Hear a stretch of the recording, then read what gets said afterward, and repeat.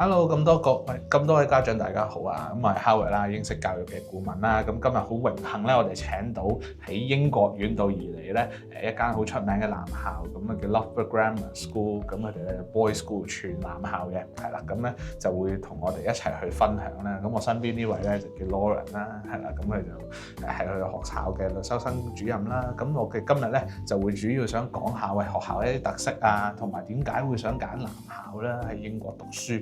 咁咧其實有好多唔同嘅好處嘅，有啲可能係同香港家長揀男校嘅原因咧係好唔同嘅，咁所以咧今日咧就等我咧去訪問一下阿 Lauren 啦，特登由英國遠道而嚟咧，就去睇下佢嘅諗法係點樣啦，同埋佢 looking for 啲乜嘢嘅學生咁樣嘅。Hello Lauren. Hi Howard. Nice to see you.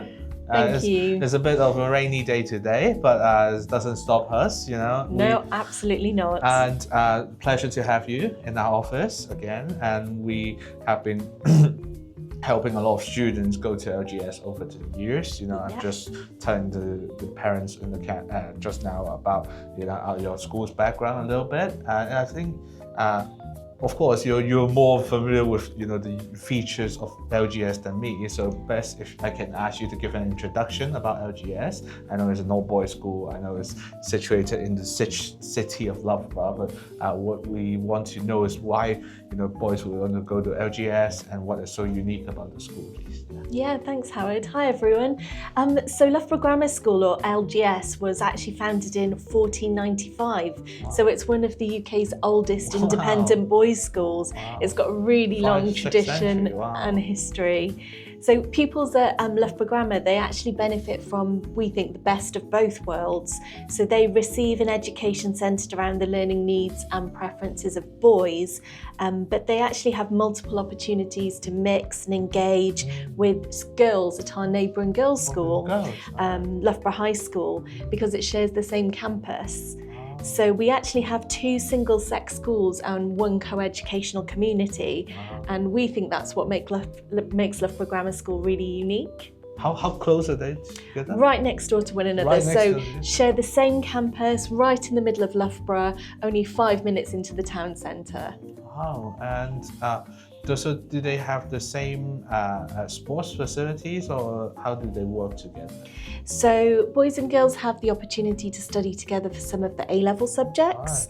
Right. So those would be subjects like psychology, sociology, where it benefits from having that male to female perspective. Yeah. And they also come together for co-curricular activities such as drama, music, sport, and also the CCF. Right, that's really interesting because a lot of boys' schools in Hong Kong, if parents in Hong Kong study in the boys' school now, this is like a foreign concept to them because really they are quite used to just being a boys' school or just being a girls' school. But I think this is a very, very good approach in an all-boys learning environment and getting them more ready. And I'm not the expert, of course, here, but I just want to ask, in your opinion, what is the benefits of, going for all-boys school in the UK, particularly for boarding, as an environment with all the boys staying over in the Sundays and evenings versus, let's say, the more traditional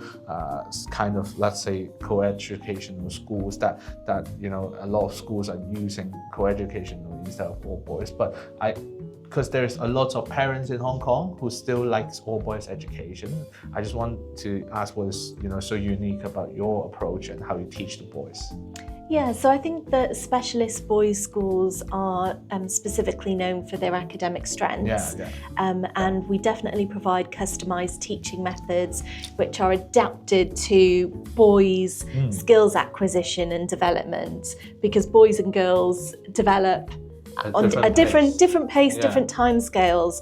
And our single-sex learning environment really means that the teaching and the strategies can be really developed to boys' learning styles. And we find that this means that boys participate more highly in classroom discussions and also in leadership roles. And they're just a bit more willing to take academic risks and ask questions. And we also feel that they feel more comfortable trying new activities. So things like drama, arts, where they might be a bit more reluctant to focus on those things. Yeah, absolutely. So there's less pressure to fit social expectations during adolescence, and we really feel that this encourages individuality and it encourages personal growth, and boys can really be themselves, and it really builds their confidence. And I assume that the teachers are very geared towards teaching more boys, because all their examples or their uses in lessons variations are based on boys and what they like, and that is just very much convenient and saves a lot of time in the classroom. I can tell, because I used to be a teacher myself many years ago. But I think this is really key for them to learn at a teenage year, and to be able to do activities, let's say they may be stereotyped to not do. They may be not brave enough to go and try drama, because of some girls may be more involved in that kind of subject. But I think this is a very good opportunity for our Hong Kong boys to come and do more than just sports, do more than just learning, and do more than just maybe football or something very popular already. Yeah, absolutely. And I think it also produces really excellent academic outcomes. So we have a very high percentage of students with A star and A at A level. And actually we did some investigation recently which showed that our graduates are 4 times more likely to earn a high salary as compared with the national average, and almost a quarter of our graduates earn more than £100,000 per year, which is actually only about 5% of people in the UK earn that kind of salary. So it definitely shows the benefits of going to a single-sex school. I assume this would really much continues towards their university or future pathways, because of salary or other future outcomes. You're also calculating that in your survey. Okay, that's great. And I just want to touch on a little bit about also your girls' school, Loughborough High, because it's a very unique setting, and not a lot of schools have this boys and girls school with the same campus. So what kind of opportunities do they get in terms of social aspect? I understand that boarding, it must be separate. And I think for schools, most of them are separate except for a few classes, as you said. But what kind of activities do you provide for them to be able to sometimes get more opportunities to social, or maybe to, let's say, get opportunities to play against each other? Is that possible? Yeah, absolutely. So actually our boys rugby team played the girls netball team the other week in netball, and understandably the girls won by a long margin, but it was a nice opportunity for that social interaction. And they also come together for drama. So I was lucky enough to see the senior school performance of The Curious Incident of the Dog in the Night Time recently, and it was amazing. Such a high standard, and boys and girls performing together. So I think it's a really great opportunity to develop those interpersonal skills, and it means that boys and girls can communicate effectively with members of the opposite sex. Right, yes, and gets them more ready for university, I guess. Absolutely. And so from my perspective, maybe does these kind of opportunity get more when they're older in sixth form? Is that how you usually do it, or is it starting from year 9 already?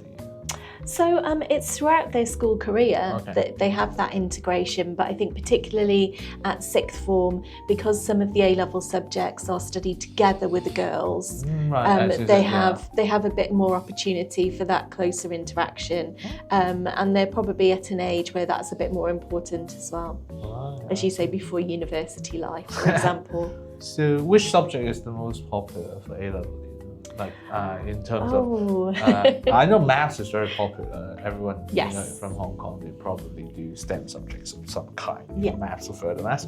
But what kind of subject? Maybe as you say, maybe they get some opportunities to study with the girls and stuff. Are they popular subjects as well? Some of them are. So we have 27 different A-level subjects at the school. Really big range.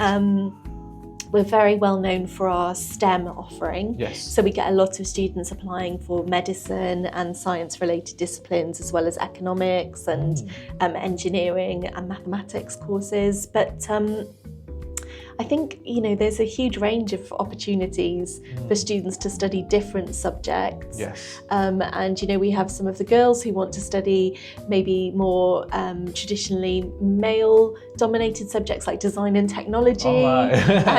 And we have, some of the boys who want to study, subjects that might have been traditionally more favoured by girls. So it's really nice that we have the opportunity to run all of those A-level subjects every year. Wide variety. Yes. I see. And I assume to guarantee that all of them are running classes instead of some, maybe just one boy wants to do something. It's hard for them to run a class. Absolutely. It means that we can guarantee that we're going to run all of the A-level subjects. Right. Some of them might, be a very small, teacher to pupil ratio. So some classes might only have 5. Yeah. But still be able to, get them to do all sorts of subjects, because some schools I know may not be able to do that when they only have one boy interested in drama. Absolutely. And it makes it very hard to run the drama A-levels, but this is not a problem for you. And I guess like a lot of parents at home will be looking at the child, maybe they're in boys' school or they are not in boys' school right now, but they are looking for a school that can support the child when they first get there. And always I feel like the transition is the most important part. The GCSE and A-level is, what comes after as a result, of hard work and the transition. So how do you parents will always ask, how do you help my boys to settle into the school, and how does your boarding student integrate with your day student community? Because to be very, very honest, the boarding community isn't, a very, very, very big part of the school, but I think it's important that, the school is able to support them. So how does the school able to support the Hong Kong pupils, as you have been taking Hong Kong pupils for like so many years, I can't count now.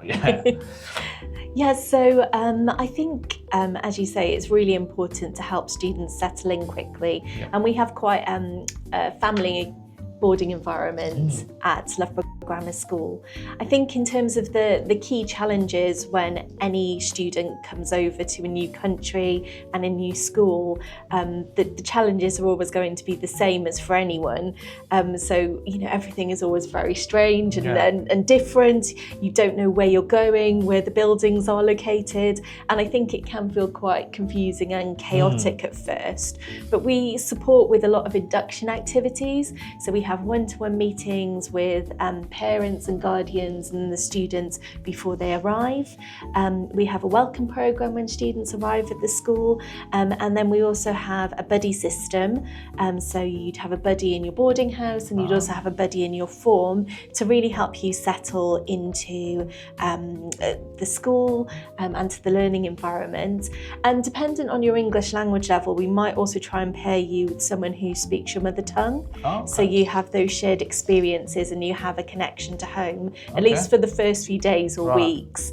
But I think boys really quickly find that because we have such a friendly and welcoming boarding environment, and we have really supportive house parents as well, they soon really feel at home. That's right. And can I ask like a little bit more about the boarding houses? Because I used to be a boarding student myself in the UK. I used to study at another boarding school nearby. And I feel like, one of the challenges may be getting them to, befriend with another person, and maybe they get their own rooms in Hong Kong. It can be a bit of a transition. How many boys usually share a room when they start, and then I assume when they get to sixth form, they can get their own rooms, right? Yeah, a lot of the sixth formers have their own rooms unless they want particularly to room with a friend. Most of the other students are in rooms of 2. Maximum would be 3 if they want to be in a group with a couple of friends. We have a couple of brothers who want to share together. So so it really just depends, to be honest with you. Okay, and they get their own desk and stuff at the rooms? Is that Yeah, right? absolutely. So they each get their own storage area, their own kind of pinboard to put up mementos of home, their own desk and study space, and students can then decide whether they want to do their study time in their room or in the communal areas or in the library, because we open the library up for the boarders in the evening as well. Right. That's great. I used to be for me when I was studying. It was just the prep room. You need to go to prep room. Or you can't really go to your room to study if you're in junior form anyway. But a lot of the schools does that. Yeah. You have to be in senior form for you to get your own desk. But so apparently you get your own desk, which is great, and from a very young age. And then when you graduate, go up, you earn the privilege of a single room, like a lot of other students do, which for sixth formers, they will probably have some sort of duty to help the housemaster to fulfill, taking care of younger kids, etc. As you said, pairing up them up with a buddy is very, very normal practice as well. So I think we can show later some pictures of the new boarding houses, because I think they're great, especially with like a sixth form centre as well. Yeah, it's award-winning actually, our sixth form centre. It's got really unusual architecture, so it's won a few awards. Great to see. I visited the school many years back, but I know that they have a very, very nice sixth form centre and library area for the kids to hang out at. And can they really in the school day, can they go back to the boarding house or not usually? So students are allowed to go into the boarding house at break time and at lunchtime. Okay. So quite often students want to call home during those times. Right, I see. So we have quite a strict mobile phone policy at the school to enable students to really focus on their studies during school time. It's a bit more relaxed for sixth formers, but for those younger students, we want them to be able to focus. Right. I think this is correct as well. A lot of different schools are going in the same direction. Yes. But in contrast, because it's really a big topic right now, of course, smartphones and use of internet should be restricted at boarding schools. But then parents will be more concerned about using AI, because if they are not really a part of the school's teaching, it may be putting them at a disadvantage. So I want to know how AI and helping them transition in this day and age in this technology, help them navigate through it. So what does the school do, and what do your teachers be able to offer here? Yeah, I mean, I think as you said, AI is everywhere. We can't get away from it, even if we wanted to. So we are at Loughborough Grammar trying to introduce AI in quite a balanced and future-focused way. So it's not replacing teachers, but we do use AI to support learning. And improve digital skills and really just prepare students for modern careers, because I think it will be everywhere in the future as it is currently. And so our approach really combines looking at the technology but also at the ethics surrounding AI, how you can use AI for independent learning, and also how it supports critical thinking. So we try to teach pupils how to use AI responsibly, rather than just relying on it blindly and trusting everything that it throws at us. And we do teach students about bias, about misinformation, and also about ethical use. But then we also teach students about prompt engineering, so they can learn how to use AI really effectively. So what questions should they actually ask AI so that it gives them the best possible answer back, so it can help them most effectively.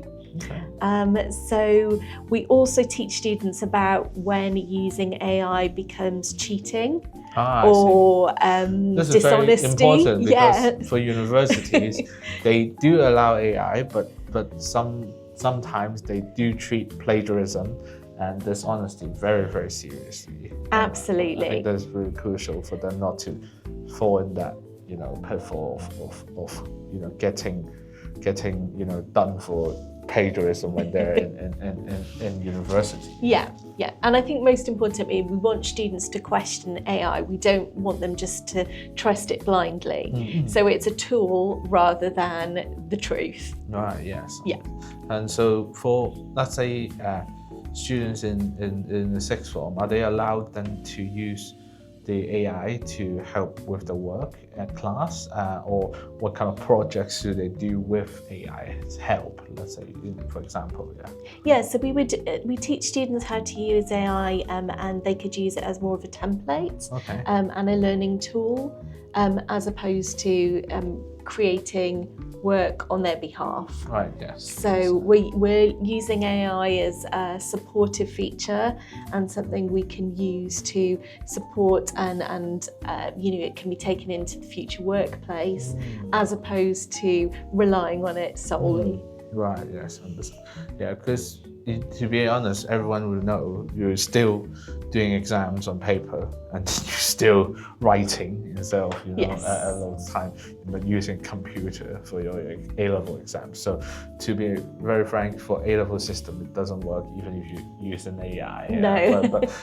But we can always help them to do a template, make the work more easily accessible to others, to teachers, and I have a student at LGS who made websites or something to showcase their artwork to universities more easily, and used to be a skill you need to build a website. You need programming languages to be able to build your own website, but now it's very easy. You just ask AI to do it, and you just put in your portfolio of works, and they can easily access your website, for example, instead of doing like a very traditional PDF sketchbook, which is I think less convenient for a lot of parties as well. Yeah, but we still use a lot of fantastic computer technology, and we've actually just had 2 of our students win a national coding competition. Oh, wow. So we do a lot with computer science and modern technologies, and trying to instill those skills in our pupils so that they're really ready for future careers. Is computer science very popular in your school? Absolutely. What will you say is the most popular subject for international students, especially in LGS? Which subject will you say is the most popular in application? It's difficult to say, but as I mentioned, we have really strong strengths in sciences. Right, yeah. So we teach sciences as individual sciences from year 7 onwards. Right. So we get a lot of students who do think about careers in medicine and science-related courses. So I'm guessing that medicine, let's say healthcare courses are very, very popular. Yes. And they indeed quota subjects that a lot of universities have very tight quotas on for international students. So how does LGS really support them in this regard? Because from Hong Kong's students' perspective, a lot of them are aiming for, let's say, medicine or health science subjects, which puts them at a little bit of disadvantage if they're applying as an international student. So it makes more important that the school is supporting them in the interviews and the admissions tests and stuff like that. Yeah, absolutely. So we start preparing students from year 7 in terms of their future career preparation, but from year 10 onwards, the process really steps up, and it's spearheaded by our Director of Future Pathways. And we have a bespoke university preparation programme for every area of degree study. So regardless of whether it's medicine, if it's law, if it's history. So we also have dedicated Oxbridge and medicine sessions every week in year 12. So there are different things that the students can prepare for. So it might be learning about UCAT.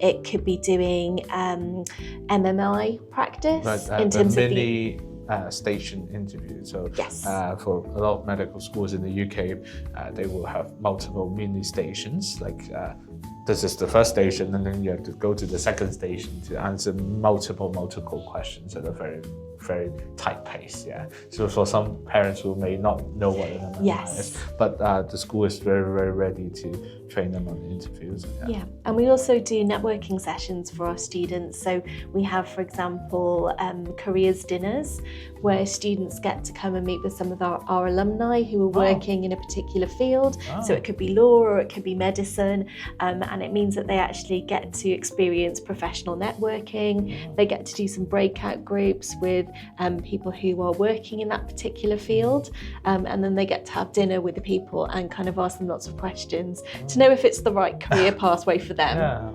And every single year I ask you the same question, I think.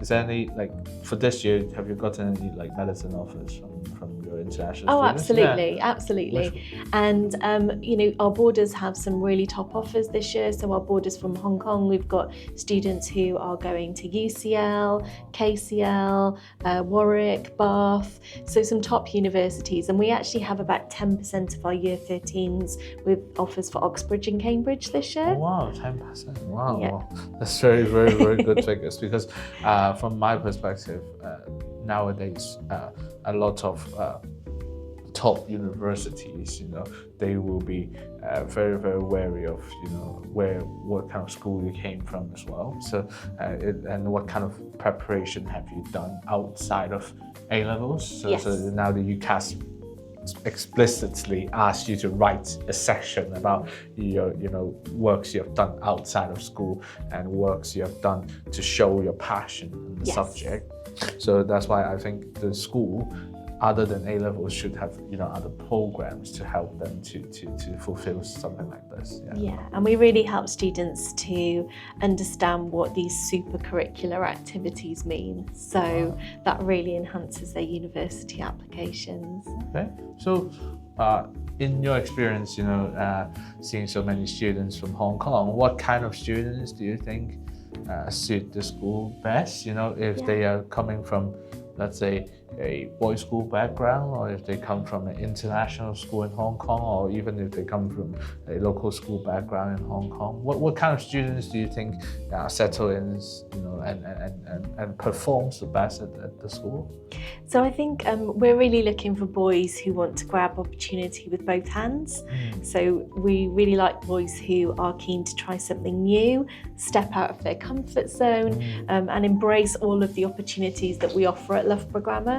So we have over 140 co-curricular activities at the school, which is amazing. So boys have the opportunity to try so many new things. And actually one of our Hong Kong Year 12 students the other day won an award at our CCF day out of all of our boys at the school in his year group. So for his leadership and his teamwork skills. For those who don't know, CCF is Combined Cadet Force. A lot of the time when schools do work with, you know, CCF organizations that provide some training in terms of let's say the Air Force and maritime training, that benefits the kids a lot, and be able to train them about leadership skills, survival skills, etc.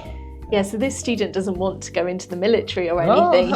He just really enjoys the experience, and it's enabled him to really make fantastic friends with British students. And he's just really good at leadership and teamwork, and I think that'll look really good in his university applications.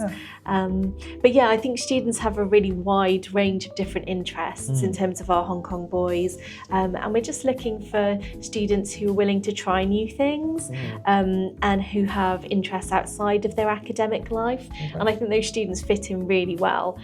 I mean, we do want boys who are hardworking and boys who are intellectually curious and ambitious. But I think you don't have to be the best at everything, but you want to try to have new experiences. And that's what we'd really encourage and welcome at Loughborough Grammar School. Right.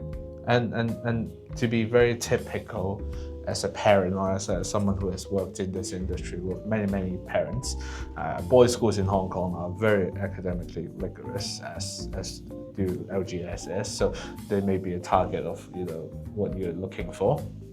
And from what I've heard earlier from you, that you have a very exciting offer for those boys who are, academically driven and do very well academically. Is that correct? Yeah, absolutely. So we have our head scholarship, which is up to 100% off tuition fees for the first year and 50% for the following years. And that's to really support those students who would be a great fit for our schools. So obviously there is a minimum academic level, but we're really looking for students who'd be a great asset to the schools. So not everyone can be the best at mathematics, but they might be great in other elements. They might be good at sports or drama or music, for example. And we just want students who are going to really fit in well, give all of these new things a try, and be a great asset to the school. That's great, because from my perspective, this is like a very rare opportunity. Not much school is able to give like such a high honor, especially for Hong Kong students who are academically driven and looking for subjects like medicine, which requires the top grades, and also it requires your profile to be great. You know, in the boarding school, to be able to grow your profile, and having a headmaster scholarship, adds to that,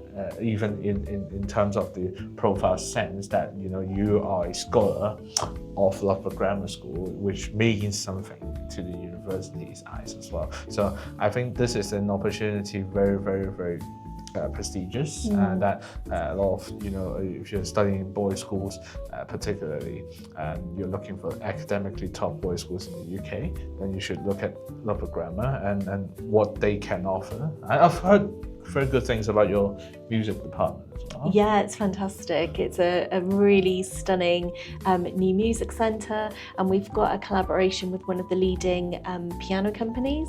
So we've just had a brand new suite of pianos there. It's Steinway, right? Yes, and also we hold performances at some of the professional venues close to the school, and in the local area, so students also get to experience that kind of professional orchestral setup as well. Nice, because tend to be a lot of boys from the Hong Kong boys' school I know are quite musical, whether it's from vocal background, like singing, or choirs, or they are into instruments, then I really see that a lot of boys will want to continue their journey of music alongside with academics at your school as well. Yeah, and we even do digital technology in terms of music. So if for students, GCSE, so for A-levels, so if students are looking more at that kind of music technology side of things. Technology A-levels, oh wow, because I only have one student who ever studied that. It's a quite niche subject. It is quite niche, but it's nice to have that facility at the school if students, might be interested in classical or jazz or different types of music, but they're not also interested more on the recording side and the editing side of things. So it just gives students that opportunity to experience something different as well. I'm really not sure on this, but just thought I ask, is there anything going on with the school with the nearby University of Loughborough? Yeah, absolutely. So we've got a number of combined sports programs with Loughborough University, and we also have a global academic pathway with them. So it means that students who study at Loughborough Grammar School are guaranteed the offer of a place at Loughborough University, subject to meeting the progression requirements. So obviously Loughborough University is a top 10 UK university. It's number one in the world for sport. For sports, so rehab and sports science, stuff like that. I have a few Hong Kong students who are looking at their master's degrees and stuff like that because they're so good at the research and everything. Absolutely. And business school as well is a very, very good business school for those who are looking at business or STEM subjects. So I'm really great to hear that you have such a strong link and partnership with them. So when do these kind of programs start in the typical school year? In terms of the Loughborough University programs? So we have some students who study on specialist programs, and then we also collaborate with them in terms of some summer schools as well.